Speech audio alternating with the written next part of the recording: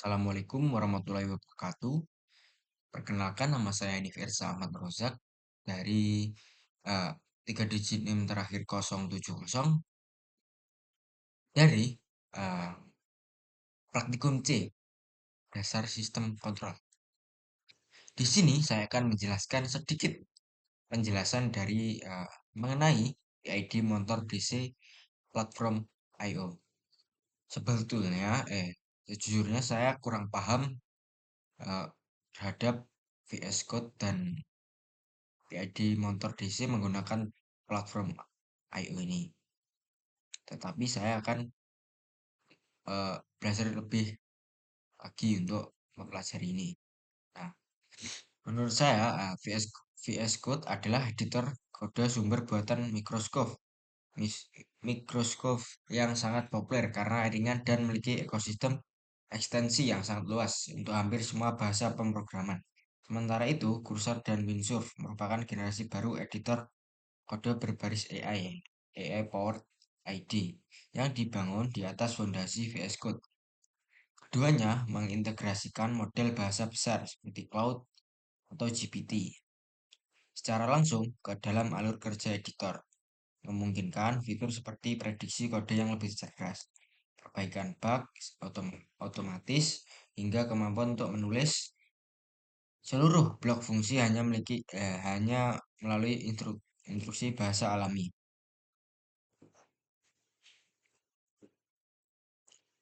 Selanjutnya itu ekstensi Python dan platform I/O.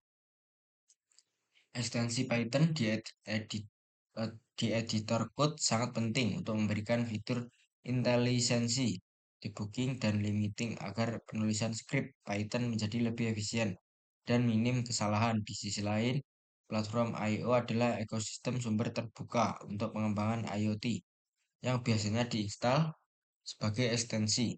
Kegunaan utama platform I/O adalah mempermudah pengelolaan library, kompilasi, dan pengunggahan kode ke berbagai jenis microcontroller seperti Arduino, ESP32, atau STM32 dalam satu lingkungan terpadu tanpa gantung pada Arduino IDE standar. Bahasa pemrograman Python dan instalasi 3.10.11.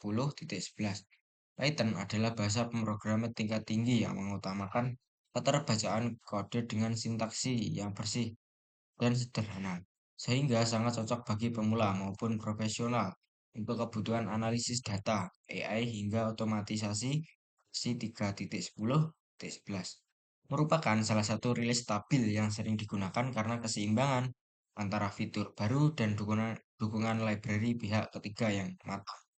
Instalasi versi ini biasanya dilakukan dengan mengunduh installer resmi dari python.org, mencentang opsi Add Python to Paths agar dapat dipanggil via terminal, dan memverifikasinya melalui perintah Python version.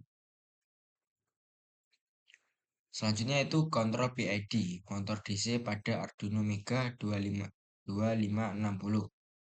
Program kontrol pada Program kontrol PID pada Arduino Mega 2560 bekerja dengan membaca feedback dari encoder motor untuk menghitung selisih antara kecepatan atau posisi aktual dengan target yang diinginkan error. Berdasarkan nilai error tersebut, microcontroller menghitung kalkulasi matematis P proporsional, I integral, dan D derivatif untuk menghasilkan nilai PWM yang tepat. Arduino Mega sangat ideal untuk tugas ini karena memiliki banyak pin interupsi perangkat keras yang responsif dalam membaca pulsa encoder berkecepatan tinggi secara akurat. Nah, mungkin penjelasan singkat dari saya. Selanjutnya, kita buka VS Code-nya. Nah,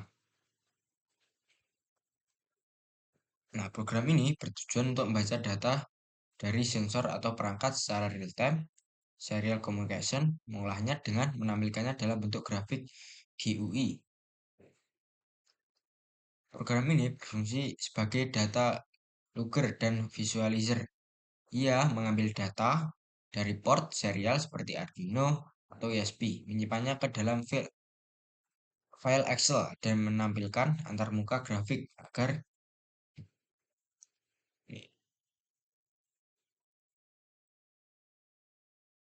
in Excel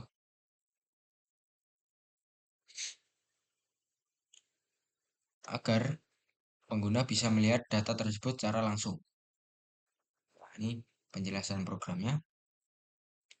Yang pertama yaitu input serial. Nih, input serial to list ports. Nah, ini berfungsi, ini adalah jantungnya ibarat.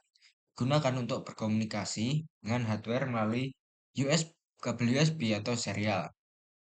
Nah, selanjutnya itu from PYGT 5 digunakan untuk membuat user interface GUI.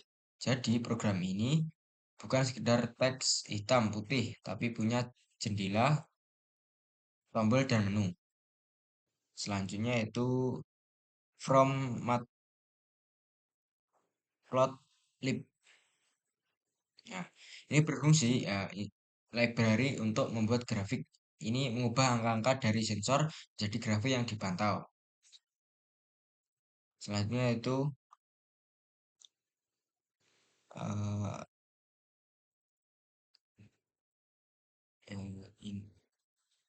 ini from open PYXL YXL garis 21, nah, sampai 27 ini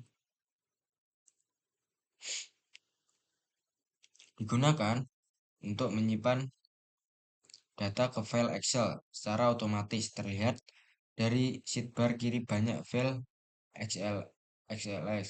Nah, seperti ini Excelnya yang sudah dihasilkan.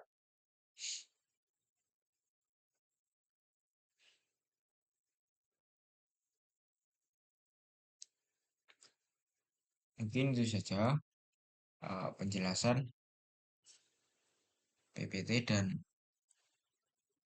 codingannya. Selanjutnya yaitu hasil dari praktikum.